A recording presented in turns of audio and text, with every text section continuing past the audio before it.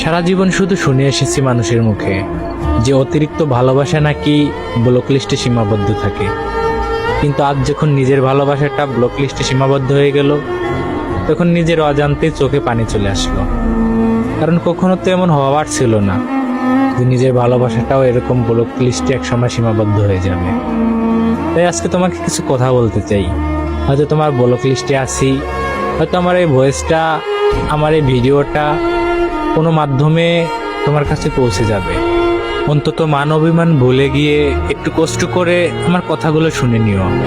কি এমন ক্ষতি করেছিলাম আমি তোমার, যে এভাবে তিলে তিলে আমার জীবনটা শেষ করে দিলে? আমি তো কখনো তোমাকে বাধ্য করিনি যে আমাকে তোমার ভালোবাসতেই হবে।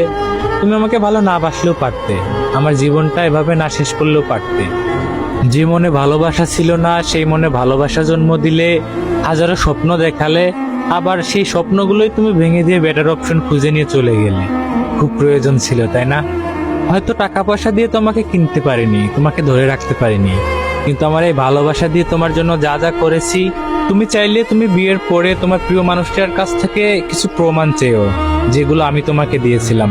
তোমাদের ডিভোর্স হয়ে যেতে পারে প্রমাণ নিতে গিয়ে, তবুও আমার মতো করে সে কখনো বলতে পারবে না যে আমি তোমাকে কতটা ভালোবেসেছি।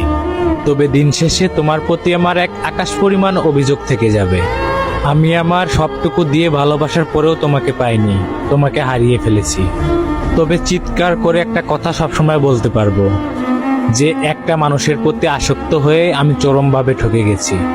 তবে আমার এই ভালোবাসা থেকে আমি একটা শিক্ষা পেয়েছি, যারা এক পুরুষে বা এক নারীতে আসক্ত থাকে, দিন শেষে তারাই ঠকে যায়। আর জিতে যায় যারা বেটার অপশন খুঁজে চলে যায়, তারাই দিন শেষে জিতে যায়। তবে তারা ভালো থাকতে পারে না, আর তুমিও কখনো ভালো থাকবে না।